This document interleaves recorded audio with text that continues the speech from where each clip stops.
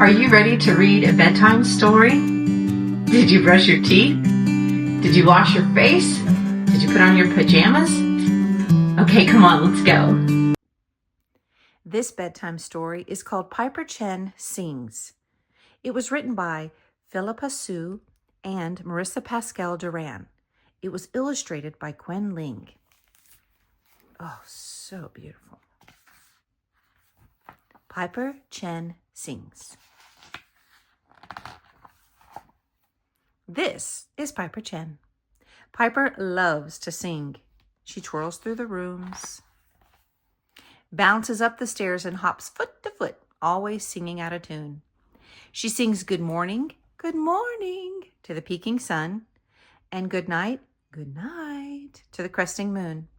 She sings to the orange-chested robins whistling outside her window and the chanting frogs in the faraway ponds, and they sing back to her. Piper performs for her closest friends, with Spotty on backup always. She listens to Nene's homemade jiaozi pop as they cook and hum with pleasure as she eats them. She hears the world's richest sounds as beats and rhymes and adds her voice to the orchestra. On a bright spring morning, Piper scoots to school, slapping her foot against the pavement and bopping her head to the beat. When Miss Lopez takes attendance, Piper belts out, "Here!" She practices her whistles when she colors and hums quite quietly while looking for the perfect book.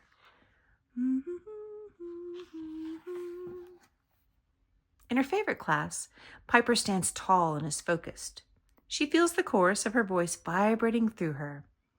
When the class takes a break, Mr. Harris asks Piper if she wants to sing a solo in the spring sing. Piper lets out her excitement answer, "Yes!" Yet, when they start practicing again, something doesn't feel right. Piper is suddenly frozen and can only sing in a worried whisper. "If you feel nervous, Piper, that is normal," Mr. Harris assures her. "You have the choice to sing a solo or sing with the class. Just tell me what you decide when we meet next week." When Piper returns home from school that day, she does not twirl through the rooms, bounce up the stairs, or hop to foot. Piper is not singing.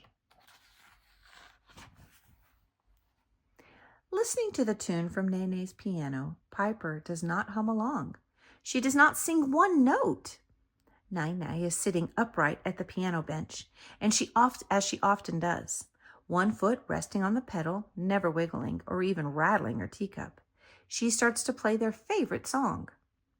"Piper, I know you are there, but you aren't singing."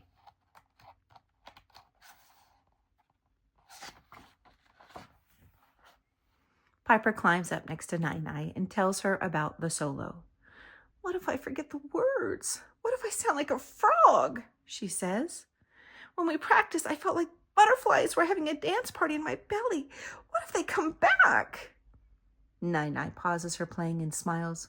"Hootie?" she says to Piper. "What is hootie?" asks Piper. "It's the Chinese word for butterflies," answers Nene. "I remember being your age the first time I touched piano keys, playing along to the rain beat against the window." Nine plays the keys to sound like raindrops, and Piper giggles. "Before my first piano recital, the butterflies danced in me too." "Go away, Hootie," I begged, but they just flew faster. They would only settle once I began to play. Eventually, I realized the butterflies visited to tell me when something exciting was ahead, Nine explains. "They flew fast when I left China and traveled to America, and I felt them fluttering the day I graduated from music school. They flew through me when I married your yai. They hovered over us when we brought your father home for the first time, and they twirled unstoppably the day I became a U.S. citizen," she says. "Now, when they greet you, I greet them back. Hello, Hootie. Nai hao." "Piper, do you want to sing the solo?" Piper blinks and thinks. and nods. Nine-Eye resumes playing her favorite song, and Piper finally sings along. Weeks later, on the night of the show, Piper feels the butterflies flapping their wings and flying side to side.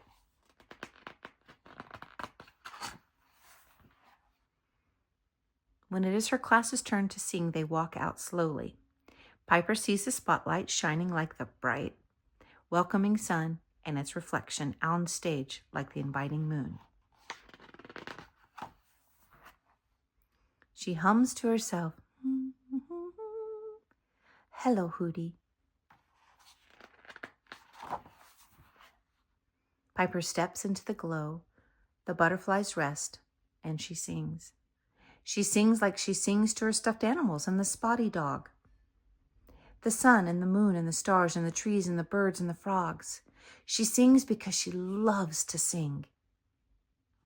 And her love is alive in that moment, fluttering through her, her family and friends, and her loving Nine-Eye, fluttering up and out into the world.